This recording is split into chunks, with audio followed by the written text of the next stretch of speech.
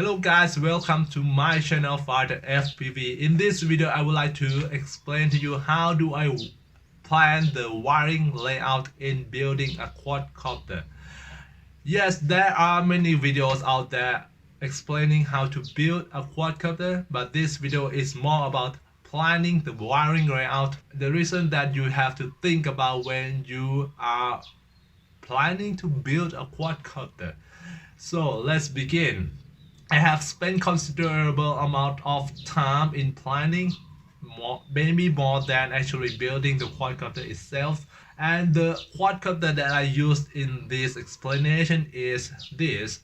The frame is the TBS Source 2. It's not a freestyle frame, but with a smaller, narrower space, it will be more challenging than using a freestyle frame. And the flight controller is the KISS flight controller V2, the hub wing 4-in-1 ESC. The camera is the T-Rex from Foxia.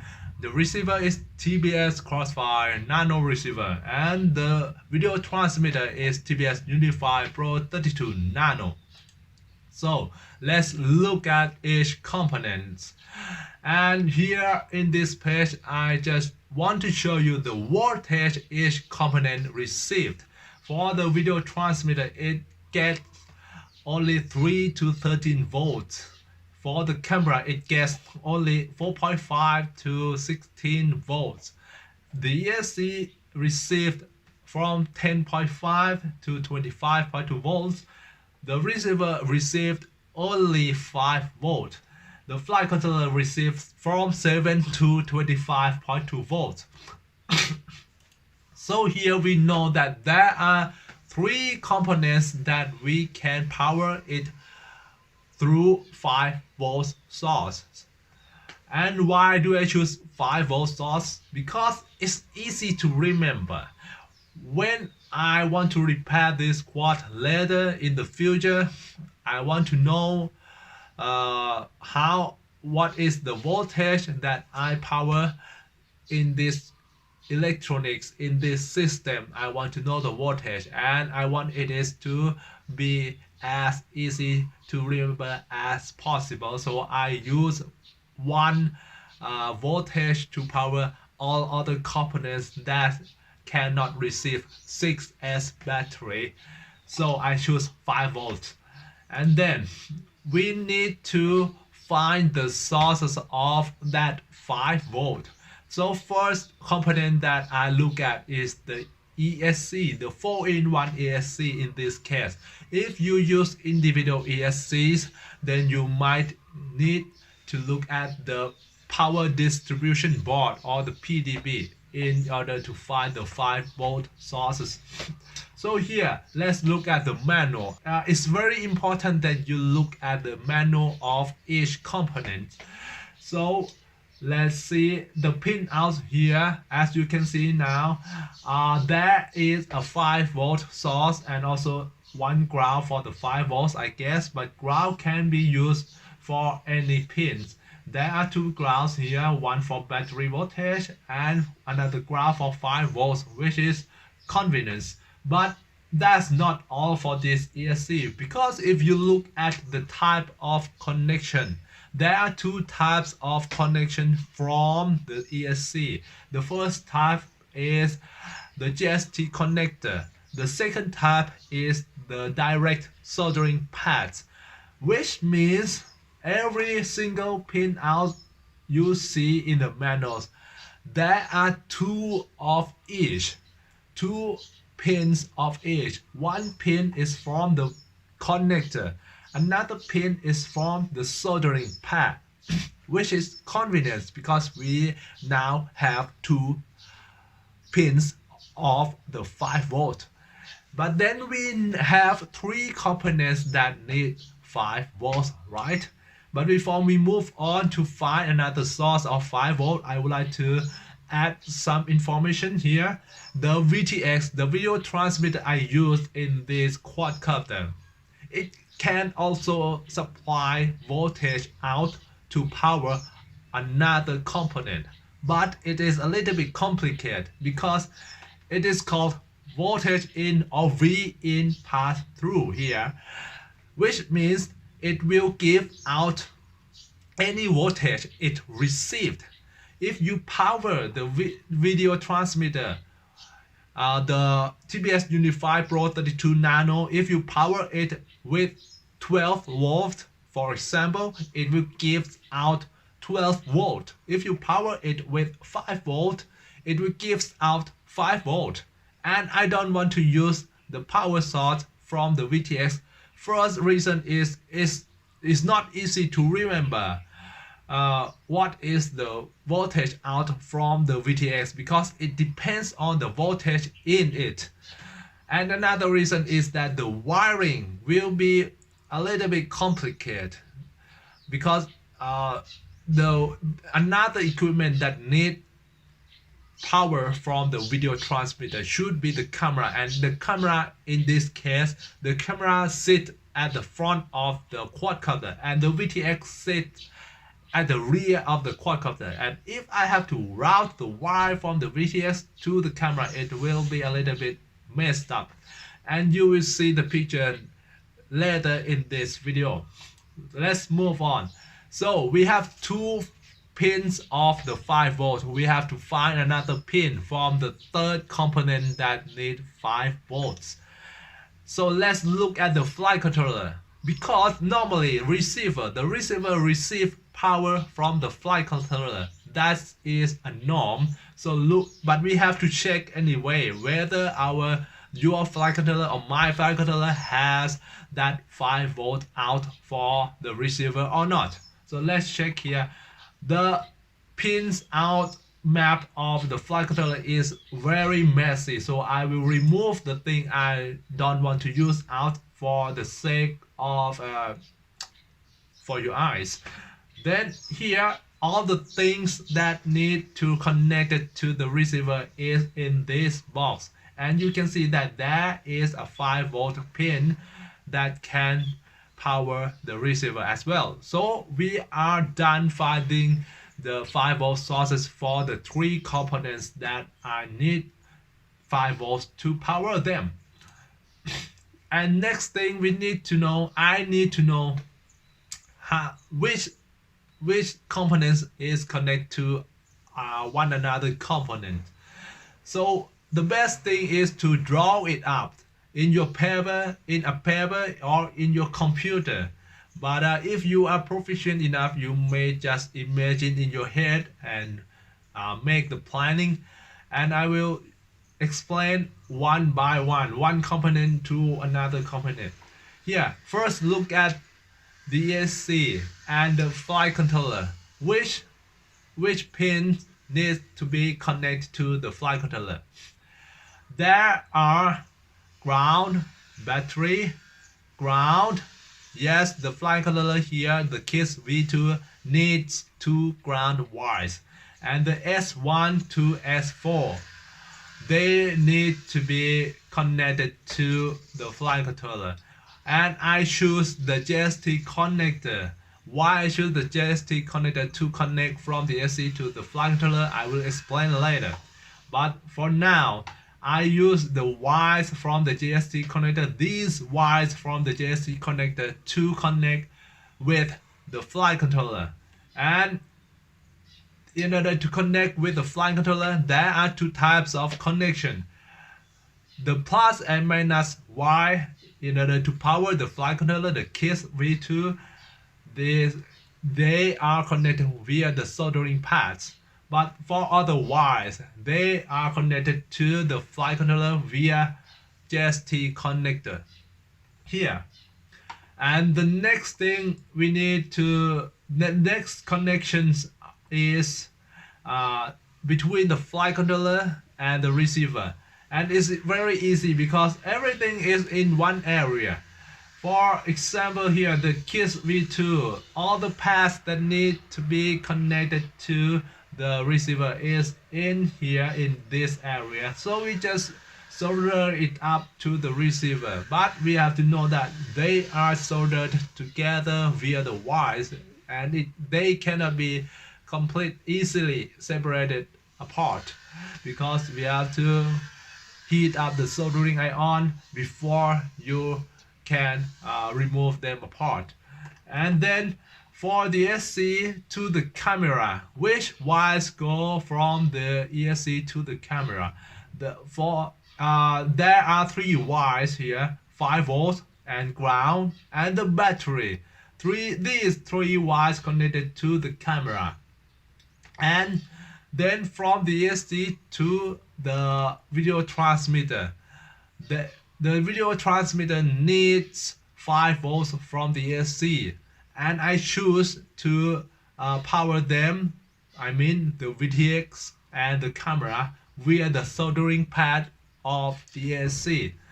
So there are 2 wires from the ESC, the plus 5 volt and the minus the ground to the ESC. And then from the ESC to other components, there are a video wire that need to be connected between video transmitter and the camera. Here, the orange wire here to the camera, and the smart audio slash CRSFRX here, SA slash CRSFRX. This pin needs to be connected to the flight controller via this green line here. So after you draw the layout map, which pins needs to be connected to which pin on other components, then there is another thing that I need to mention, which is the way I solder the wires on the ESC, because there are 2 types of connection here, and the soldering pad is right beneath the JST connector socket.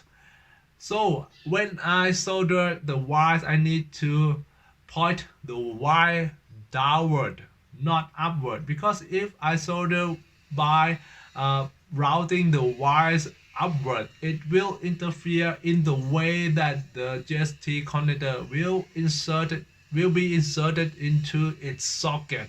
So I need to route the wire downward when I solder the wire onto the ESC pin. Then what you need to think about is that there are some components that you cannot choose its position freely, because there are some factors that limit its positioning. The first thing is the video transmitter, because the video antenna needs to be in the best position that it can work, nothing block in the way of the video signal. So the video antenna needs to be in the best position possible. Then it depends on the length of the antenna cables where your video transmitter can be. Then another component is the receiver, because the receiver has an antenna as well, and you want the antenna to be at the best position for its reception. Thus, it defines somehow where the receiver can be, and vice versa. So sometimes you have to compromise the antenna position because you have to place the receiver at this position. There are no other space else that you can place the receiver or the video transmitter. So these factors you have to think about. And then for my build here, these are the position of the components. The camera is here at the front of the quadcopter.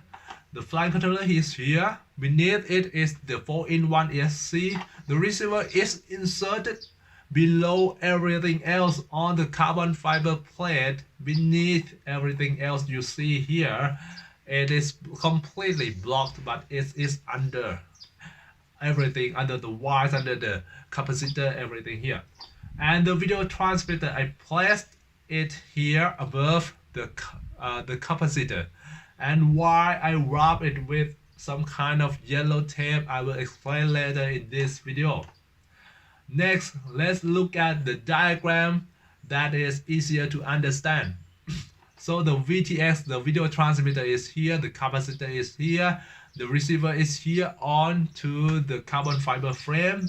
This is the flight controller, and this is the 4-in-1 ESC, and the camera is here. And the symbol explanation is here. The blank arrow means that that wire is connected with the JST connector, and the thick square means that that wire is connected to the component via soldering. So the wire that connected between ESC and the camera is here, and as you can see, it is soldered to the ESC, but it is connected via JST connector to the camera. So it means that the camera can be completely detachable from the rest of the quadcopter via the JST connector. But for the wiring between ESC and the flight controller, as you can see here, on the ESC side it is connected via JST connector, but on the flight controller side there are two types of connection, soldering and JST connector, which means that the flight controller can be completely removed from the ESC, but the wire harness must be attached to the flight controller. So you have to think about it when you planning the wiring. So next step is between the receiver and the flight controller. As you can see here, that on both ends the wires are soldered to both components, which means that the flight controller cannot be completely detachable from the receiver. It is connected together unless you will unsolder all the wires and resolder all the wires again every time you want to repair the quadcopter, which is not my option. I don't want to resolder everything up every time I want to repair something in the quadcopter. So it's important for me that to speculate the length of the wire between the receiver and the flight controller here, so that I can lift the flight controller up in this way, in this direction of the arrow. So the length of the wire, the wires here must be long enough for me to lift the flight controller up this way. And then the wiring between the video transmitter and everything else is a little bit complicated. As you can see here, all the wires that connect to the video transmitter is through soldering, but the wires are split into three components. To connect it to three components, first it is one wire connected to the camera, another wire connected to the flight controller, and the rest of the wires connected to the ESC. So as you can see here, that this wire harness from the video transmitter cannot be completely detachable from both the ESC and from the flight controller. So I need to calculate or speculate the length of the wires that connected to the ESC, because I want to lift the flight controller up, completely up out of the way, so I can access to the ESC or other components underneath the flight controller.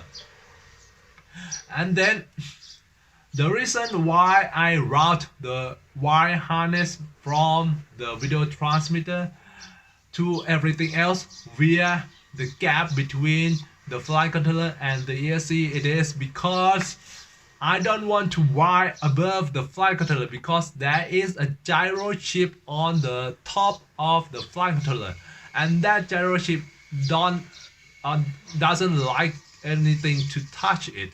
If there is something touching the gyro, it might cause some noise or vibration that affect your flying characteristic. So that is not a good option. It can be done, but there is a risk that the wires may touch the gyro.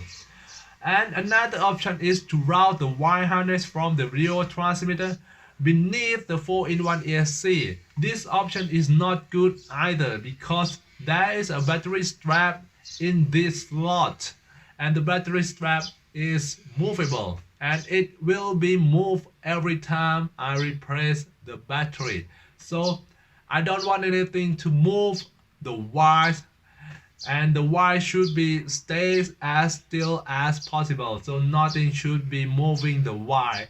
So that is not a good option too. So I have only one option, that is to insert the wire between ESC and the flight controller.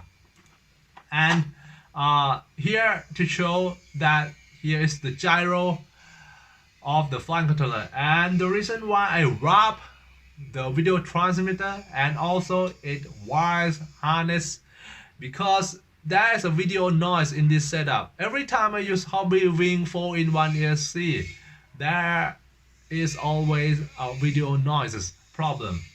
So I wrap the video transmitter and the cables via aluminum foils, and then I wrap it again with Kapton tape in order to prevent any possibility of electrostatic or even conductivity. That's why I wrap them up. So that is it for this video. I hope you can learn something, some aspect that you need to think about when you are planning your wiring layout in a quadcopter or any other build. And this page I just show off my 3D design that I have done recently. Some designs I modified them from other designs, and some I made it myself, completely myself. And don't forget to support me. There are many ways that you can support me here. Even though contents in my channel are mostly in Thai language, but anyway, if you feel like buying me a cup of coffee, you can do it through these methods. First is you can hire me to film aerial videography for you. Second, you can buy something from my shop in the Shopee platform. And the third method is you can learn to fly FPV drone online with me in case you are new to this hobby. And you can order some lithium-ion battery pack from me if you live in Thailand. Or the easiest way is to join my YouTube channel member. You can pay by many methods, PayPal, credit card, or other kind of online money. And that is it for this video. Thank you for watching and see you next time.